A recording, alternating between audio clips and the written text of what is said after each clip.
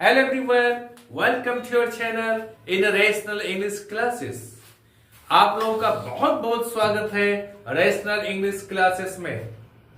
आज हम लोग कुछ फॉरेन वर्ड्स के बारे में पढ़ेंगे जिसका प्रयोग इंग्लिश में धड़ल्ले से हो रहा है। चले अब हम लोग शुरू करते हैं। इसमें प्रथम वर्ड है ad hoc, HOC,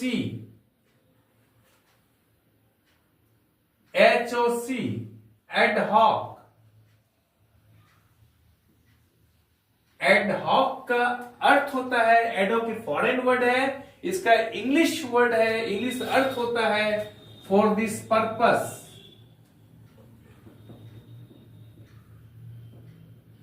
for this purpose इसका हिंदी अर्थ होता है इस उद्देश्य के लिए। नंबर 2 में पढ़ेंगे हम लोग बोनाफाइड, BONAFIDE, बोनाफाइड। इसका अर्थ होता है जेन्युइन, GENUINE, जेन्युइन। इसका दूसरा अर्थ पढ़ेंगे हम लोग in good faith, in good faith. तीसरा हम कह सकते हैं रियल, इसका हिंदी अर्थ होता है सच्चा या फिर अच्छे विश्वास में। नंबर 3 में हम लोग पढ़ेंगे मालाफाइड। मालाफाइड का अर्थ होता है इंग्लिश में इन बैड फेथ। इसका हिंदी अर्थ होता है बुरी भावना से। नंबर 4 में हम लोग पढ़ेंगे इन रूट, ENROUTE, इन रूट। ये फॉरेन वर्ड है, इसका इंग्लिश होता है, इसका अंग्रेजी अर्थ होता है on the way, on the way. याद रखिएगा इन रूट, ये सारा वर्ड जो मैं दिखा रहा हूं, एडहॉक, बोनाफाइड, मालाफाइड, इन रूट, ये सब फॉरेन वर्ड है, अंग्रेजी वर्ड्स नहीं है। इन रूट ये फॉरेन वर्ड है, इसका अंग्रेजी में अर्थ होता है ऑन द वे, हिंदी में इसका अर्थ होता है रास्ते में, रास्ते में। नंबर 5 में हम लोग पढ़ेंगे ETC। हम लोग पढ़ते हैं ETC इत्यादि। ये शॉर्ट फॉर्म है, ये शॉर्ट फॉर्म है, संक्षिप्त रूप है किसका? एटसेट्रा का, ETCETERA, एटसेट्रा का शॉर्ट फॉर्म है ETC। इसका अंग्रेजी अर्थ होता है and the rest, and the rest. इसका हिंदी अर्थ होता है इत्यादि या वगैरह। नंबर 6 में हम लोग पढ़ेंगे एराटा, ERRATA, एराटा। एराटा का अंग्रेजी अर्थ होता है एरर्स, ERRORS, एरर्स। इसका हिंदी अर्थ होता है अशुद्धियां या गलतियां। नंबर 7 में हम लोग पढ़ेंगे, क्या पढ़ेंगे हम लोग नंबर 7 में? Exit, EXIT, exit. एग्जिट ये अंग्रेजी वर्ड नहीं है, ये फॉरेन वर्ड है। जैसे हम लोग सिनेमा हॉल में देखते हैं, यहां लिखा हुआ रहता है गेट के सामने में एग्जिट। एग्जिट का इंग्लिश अर्थ होता है the way to go out, the way to go out. इसका हिंदी अर्थ होता है बाहर जाने का रास्ता। नंबर 8 में हम लोग पढ़ेंगे EG। EG एक शॉर्ट फॉर्म है किसका? एग्जाम्पली ग्रेसिया का, EXAMPLIGRATIA,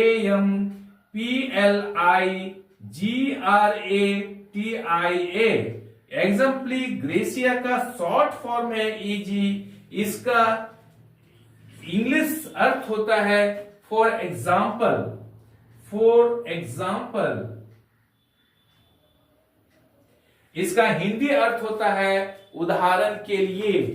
नंबर 9 में हम लोग पढ़ेंगे, क्या पढ़ेंगे हम लोग? इनकॉग्निटो, इन INCOGNITO, इनकॉग्निटो।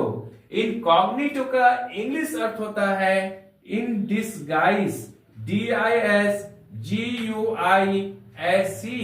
इन डिसगाइज। इसका हिंदी अर्थ होता है भेष बदलकर। नंबर 10 में हम लोग पढ़ेंगे साइन डाई, SINEDIE। याद दिखेगा, ये फॉरेन वर्ड है, सारा फॉरेन वर्ड है। साइन डाई का अर्थ होता है for an indefinite period, for an indefinite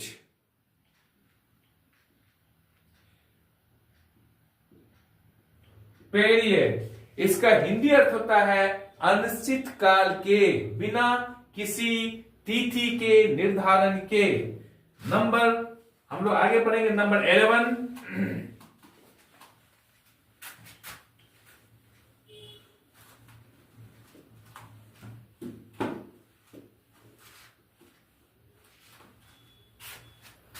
number 11 में हम लोग पढ़ेंगे इन टोटो, TOTO, इन टोटो। इन टोटो का इंग्लिश अर्थ होता है, इंग्लिश मीनिंग होता है on the whole, on the whole, या फिर इंटायरली, ENTIRELY, इंटायरली। इसका हिंदी अर्थ होता है पूर्ण रूप से, मुकम्मल तौर पर। नंबर 12 में हम लोग पढ़ेंगे, क्या पढ़ेंगे हम लोग? इफ्सो फैक्टो, IFSO FACTO, इफ्सो फैक्टो। इसका इंग्लिश अर्थ होता है बाय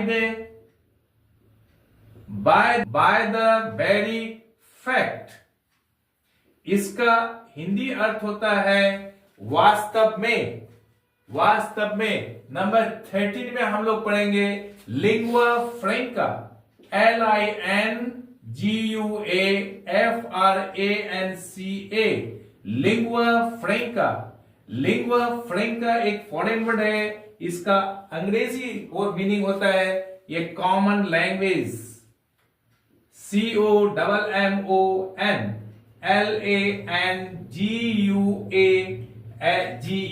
लैंग्वेज, ये कॉमन लैंग्वेज। इसका हिंदी अर्थ होता है आम भाषा। नंबर 14 में हम लोग पढ़ेंगे लोकस, लोकस स्टैंडी, LOCUSSTANDI,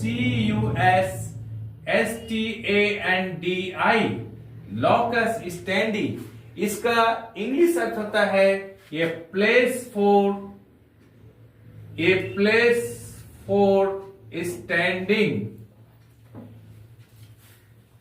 इसका हिंदी अर्थ होता है खड़े होने का रास्ता। नंबर 15 में पढ़ेंगे हम लोग डिफेक्टो, डिफेक्टो। इसका इंग्लिश अर्थ होता है इन रियलिटी,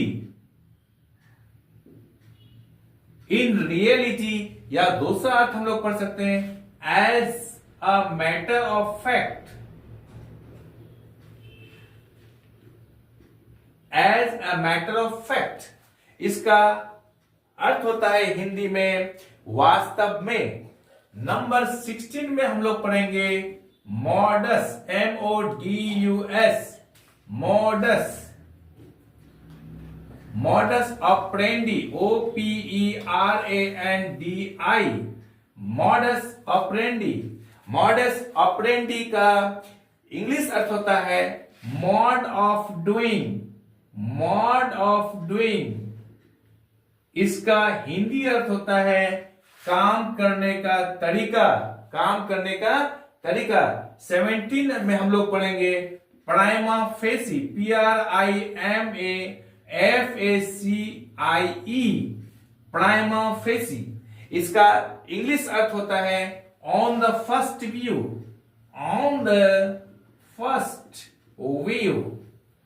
इसका हिंदी अर्थ होता है पहली नजर में, पहली दृष्टि में।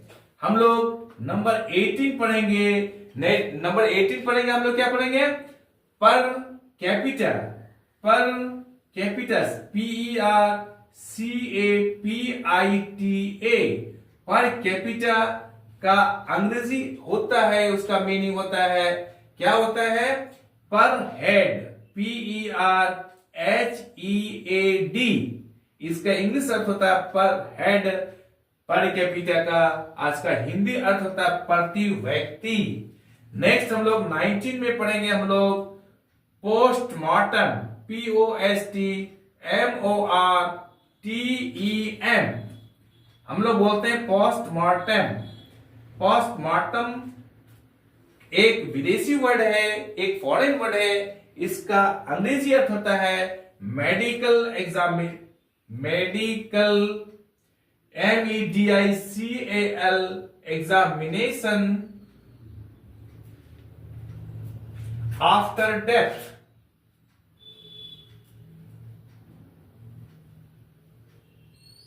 इसका हिंदी अर्थ होता है मरने के बाद मेडिकल जांच। नंबर 20 हम लोग पढ़ेंगे पर डियम, PERDIEM। पर डियम इसका इंग्लिश वर्ड होता है, इंग्लिश अर्थ होता है पर डे। पर डे इसका हिंदी अर्थ होता है प्रतिदिन। दैट्स ऑल, आज हम लोग यहीं तक रखते हैं। आई होप कि ये वीडियो आपको अच्छी लगी होगी। आप चैनल को लाइक और सब्सक्राइब कर दें और बगल वाले बेल आइकन को दबा दें, जिससे कि हर आने वाला वीडियोस का नोटिफिकेशन आपको मिलता रहे। आप लोग स्वस्थ रहें, हंसते रहें, मुस्कुराते रहें, पढ़ते रहें और आगे बढ़ते रहें। बाय।